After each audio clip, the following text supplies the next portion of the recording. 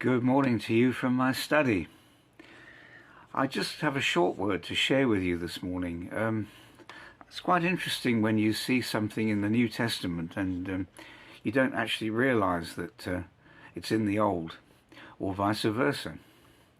And it's quite interesting coming across the Psalm the other day that I wanted to share with you, and it's Psalm 95, and often, I think more often than not, the Psalms end on a positive note. And I was quite struck actually by the ending of this particular Psalm in 95, and I thought I'd read it to you and see if you recognize it from the New Testament. "O come, let us sing unto the Lord. Let us make a joyful noise to the rock of our salvation. Let us come before his presence with thanksgiving, and make a joyful noise unto him with psalms. For the Lord is a great God, and a great King above all gods. In his hand are the deep places of the earth. The strength of the hills is his also. The sea is his, and he made it, and his hands formed the dry land. O come, let us worship and bow down.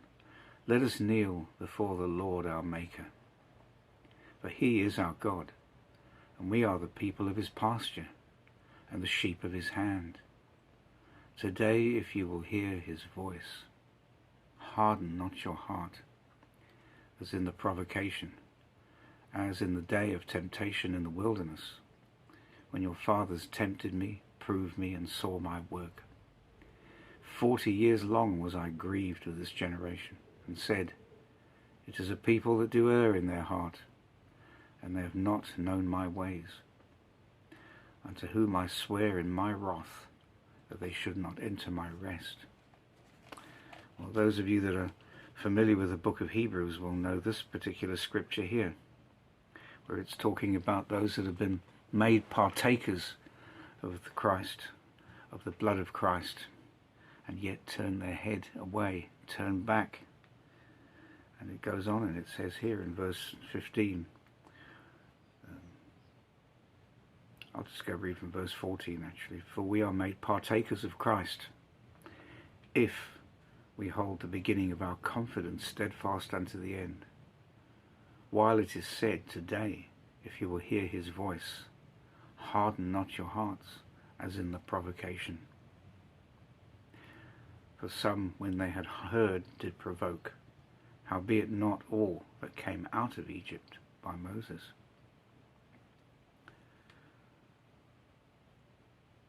But with whom was he grieved 40 years? Was it not with them that had sinned, whose carcasses fell in the wilderness, and to whom sware he that they should not enter into his rest, but to them that believe not? So we see that they could not enter in because of unbelief." And I was struck, I suppose, by the end of that psalm, because most of the psalms don't end in such a hard way.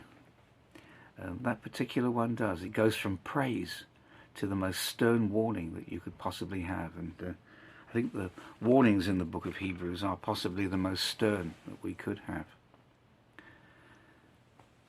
Aren't we tempted so much to be anxious, to worry, to be troubled, to turn away from the Lord, to put our trust in ourselves, to start doing things when the Lord has said, rest, stop, let me handle this? And so we have to learn. But at the same time, the Lord is there. And we know deep in our hearts that if we put our trust in him, he will always come up for us. He'll always be there for us. But there's that converse side where he warns us, do not harden your heart.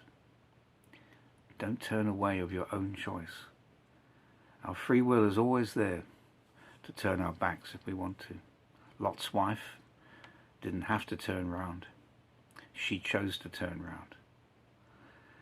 And we know that it's getting more and more difficult in these times as the days go on. But may God give us that strength, and may he remind us that we can always have his peace in the midst of trouble. It's easy to talk, isn't it, when you're going in through a period of respite, or you're going through a time of goodwill and blessings from the Lord. But there come other times when it gets anxious and difficult, and then that's when he says, keep your heart softened towards me. Trust in me. So may God help us in these coming days as we face more and more difficulties. Have a blessed day.